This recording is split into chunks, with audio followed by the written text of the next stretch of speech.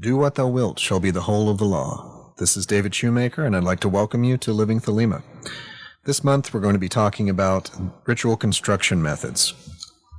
My overall goal here is to give you a sense of the basic outline of a well-constructed ritual, basically just drawn from Crowley's writings in Magick and Theory and Practice and elsewhere, so that at the end of the segment you'll be able to pick a ritual aim of your choice and put something together that is going to be pretty powerful and effective.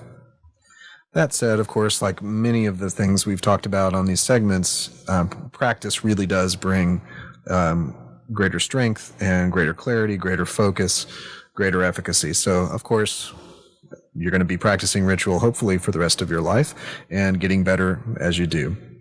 Now, before we talk about the components of effective ritual and the different stages of ritual, I want to back up and just talk about the theory underlying magic power itself and why ritual would be something we would strive to do at all.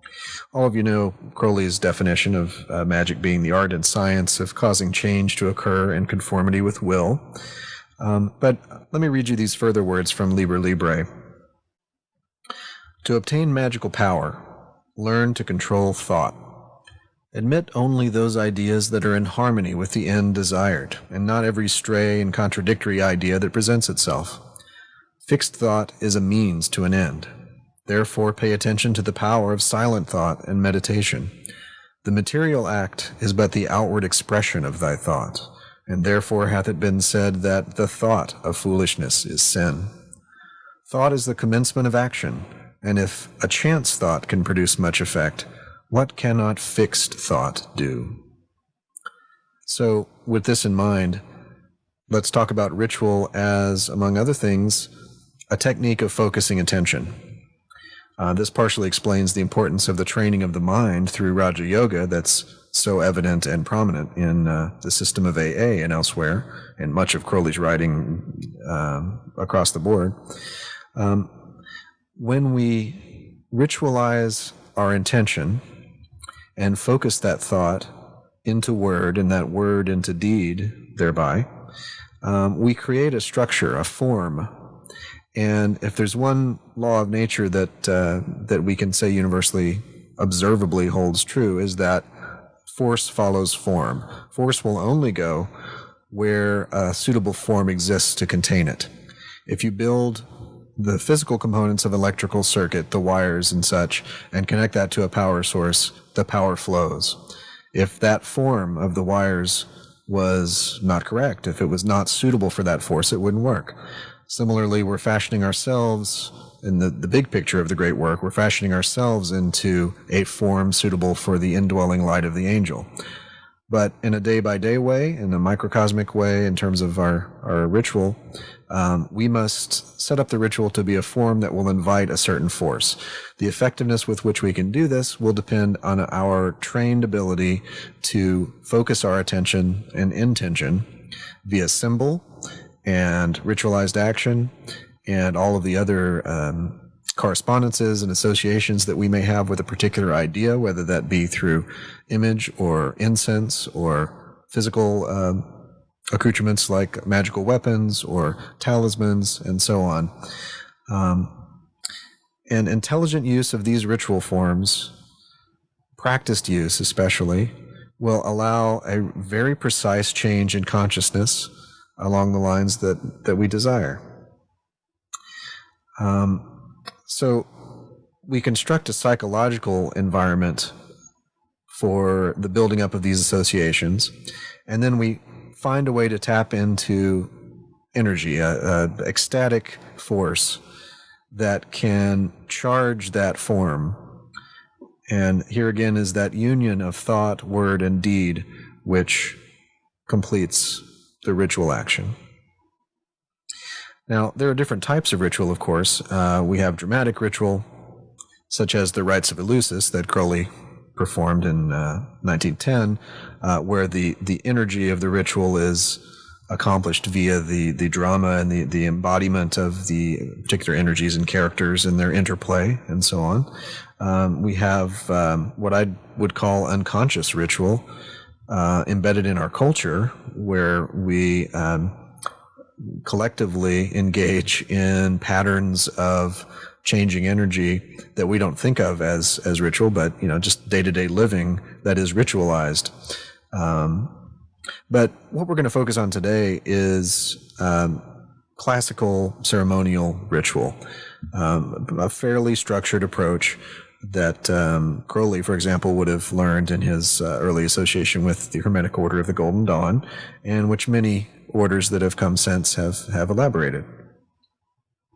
So again, these techniques we're going to talk about, and the structure that I'm laying out is really just a collection of Crowley's thoughts from magic and theory and practice sort of put into a package. The first step is a preliminary look at the reason you're doing the ritual. You want to explore conscious or unconscious blockages to the success of the ritual, ego influences on the desired goal, that is, lust of result that may interfere with the proper execution of the ritual. If you are ambivalent in some way, maybe more or less unconsciously, a part of you actually doesn't want to succeed, a part of you actually doesn't want to attain the supposed desired result. You may find it takes the fire out of the ritual, and no matter how perfectly you execute it, if your mind's working against you, the mind's working against itself, it will be much less likely to succeed. The second preliminary I want to emphasize is taking practical steps to achieve the aim. If you spill a glass of water, maybe reach for a towel before you invoke the undines. If you want a job, put in some applications before you do a ritual of some sort. These steps, in essence, become a part of the ritual. It's not, do I do ritual or do I do practical things to attain the end? It's, do the ritual, and part of the ritual is those practical steps. What you're doing there is you're shaping the magical goals in the world of Yetzirah.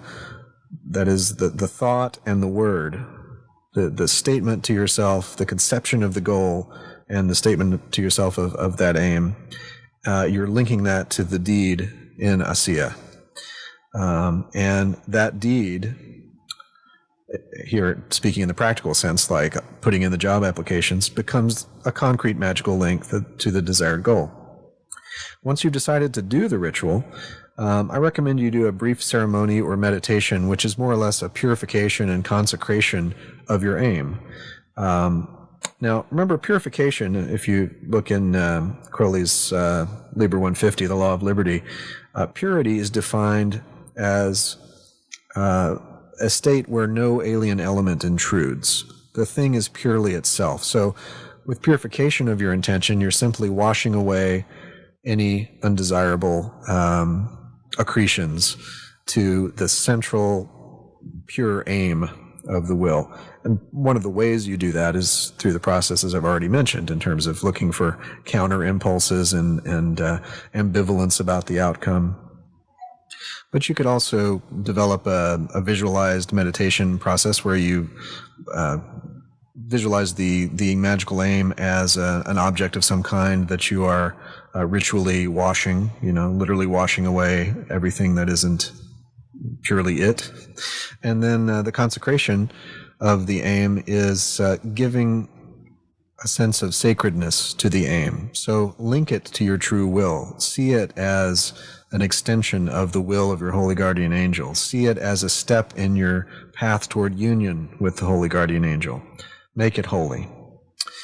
The next thing you have to do as a preliminary is, based on the aim of your ritual, choose a path on the tree of life. You don't have to use the tree of life, of course, but let's assume that you're following a Western Hermetic path where you want to work with the tree.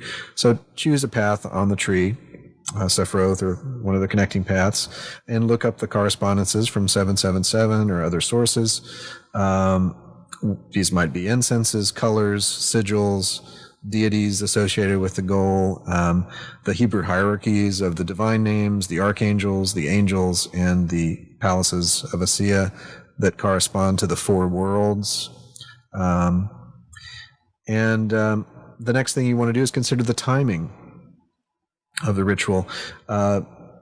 if you're doing a ritual related to Mars, for example, you've decided that Mars is an appropriate planet for the ritual intention, then obviously you want to look astronomically really, and see that Mars is prominently placed. You might choose a moment when Mars is at a key aspect, such as directly above you or at the horizon. You can also choose the timing of the ritual based on the traditional tattva tides, which are cycles of 24-minute periods starting at sunrise. There's 5 periods corresponding to the 4 elements in spirit, and you cycle through, and you can start a fire-related ritual in a fire tattva phase, that sort of thing. Some people choose to use the traditional magical hours, where you have certain times of the day that correspond to certain ideas, certain goals, or certain planets, and so on. So those are the preliminaries. After that, we want to move to banishings, purifications, and consecrations of the space and of the consciousness of the magician. Some of these are pretty obvious. For banishing, you've got your basic pentagram and hexagram rituals, the star ruby. You can certainly also banish simply what's called banishing by fiat, where you declare that the temple is clean. There are traditional forms of banishing, like clattering swords together, gongs, laughter, Widdershin circles, really endless possibilities there. The purification and consecration in this context are slightly different from what I was describing before, in that here you might be ritualizing a purification of the space with water and a consecration of the space with fire, using water and incense, for example. But along the same lines psychologically, and the intention of clearing away any undue influences as the purification, and then making what's left a holy place through the consecration. Next is the general invocation.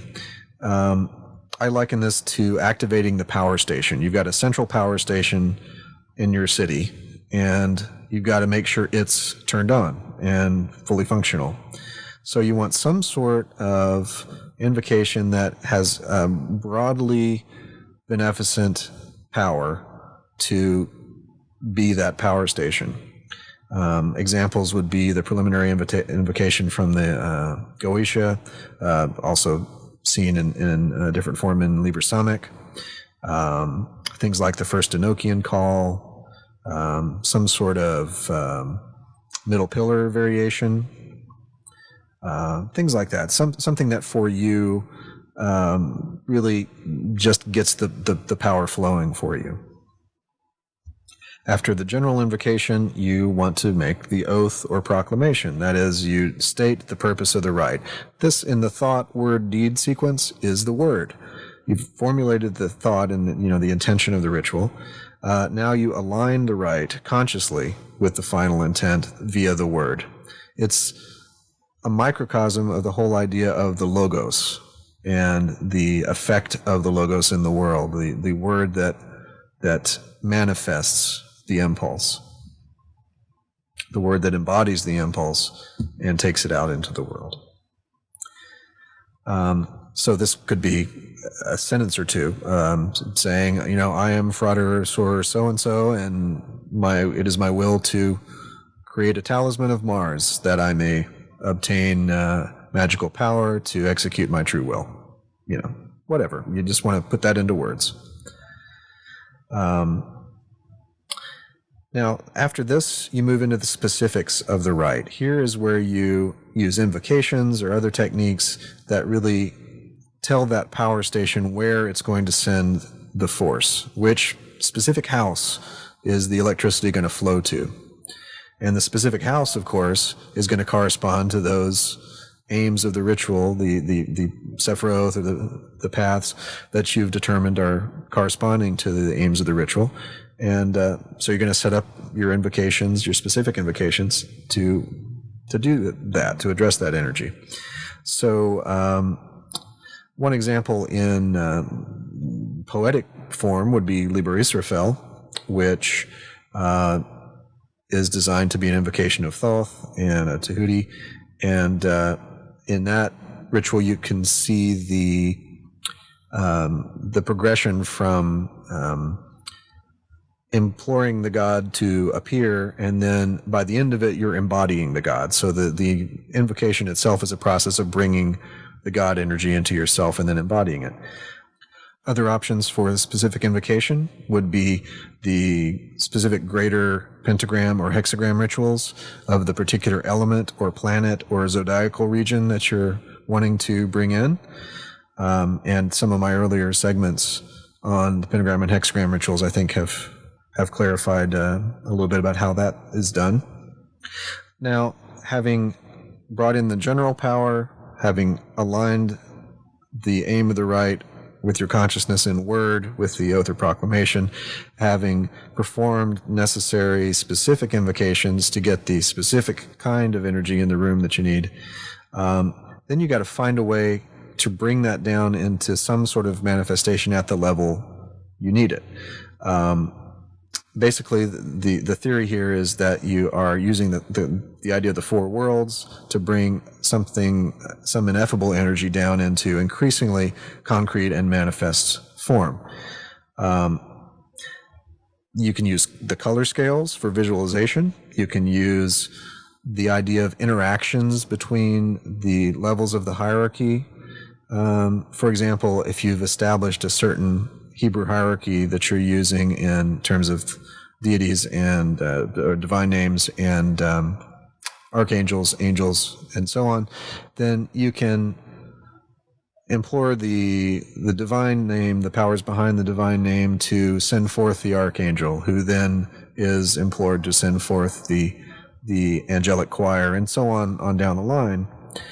And at each stage of that, you just try to identify as fully as possible with that stage of the process, through visualization, through an appreciation of the nature of the entity that you're speaking to at the time or trying to bring in, so that by the time you're done, you have completed that chain. You've brought the hierarchy down to a manifest level. This is a place you can really get creative.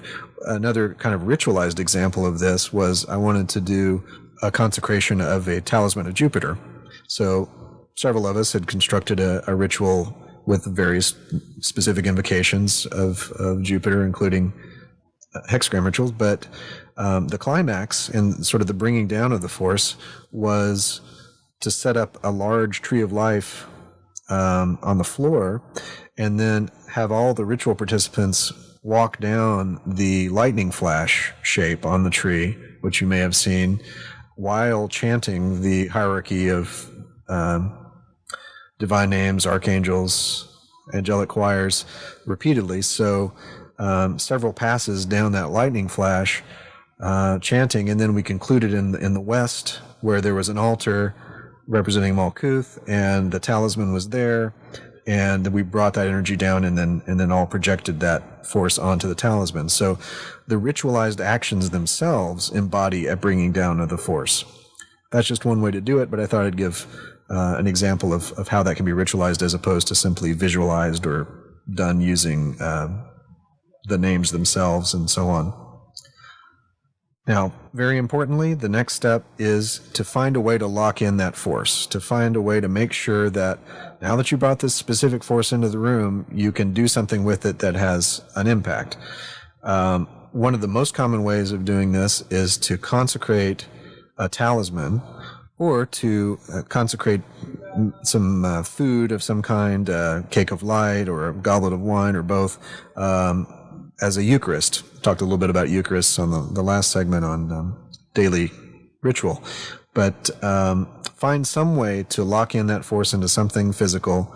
In the case of a talisman, you can then carry that talisman with you as an embodiment of the force. In the case of a Eucharist, you lock the force into the spiritual sustenance and then consume it, taking in that force. Now, there are various methods of completing that magical link, locking it in.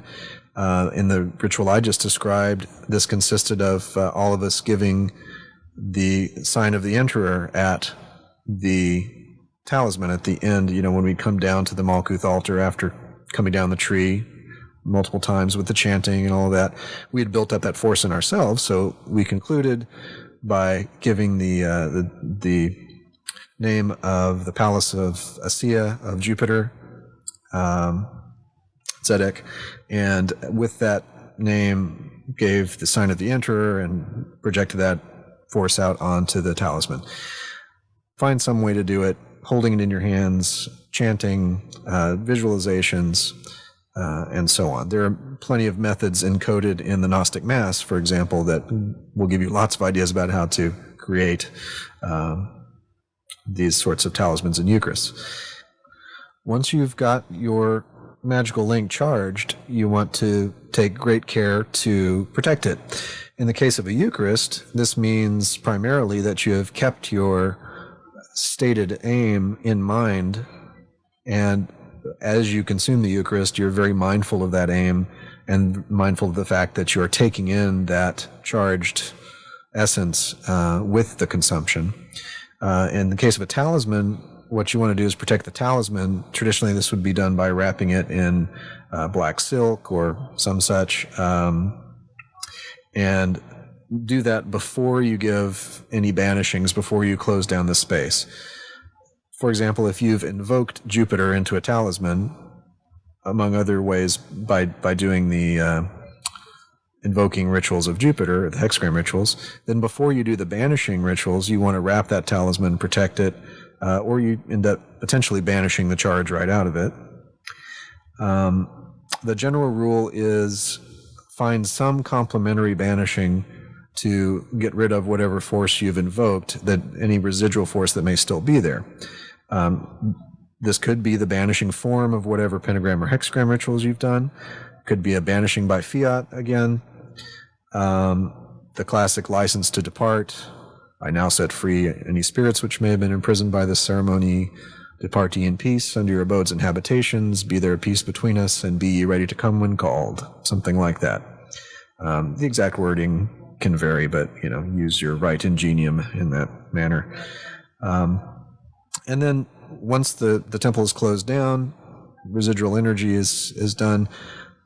Preferably before anything else happens, before you leave the room even, enter the results into your magical diary. I think you'll find that wherever your head is at right at the moment of concluding that ritual, it's going to be much more possible to record thoughtfully and fully the results, the experiences that you had during the ritual, the subtleties of effect at different phases, the particular things you might notice that will help you in the future to remember which aspects of technique worked the best for you, which didn't, and so on. That's going to be freshest for you before you even walk out of the room. So I suggest you enter into the diary before you do anything else, before you even leave. Well, that's a pretty fair summary of what I wanted to present today, and I hope this has been useful for you. I know it was kind of a whirlwind tour of these stages of ritual, but I think you'll find this is a skeleton framework that you can expand infinitely as you grow in experience, as you find those things that you can plug into each of these modules of ritual, each of these stages. And I think, as I said, with continued practice and your own careful observation and notation of results, you will become a much more powerful magician. So, hope this was helpful for you. As always, if you have any questions or comments, please write to me at livingthelema@me.com. And please visit livingthelema.com for additional resources and my bio if you want to learn more about my work. Thanks for listening. Love is the law, love under will.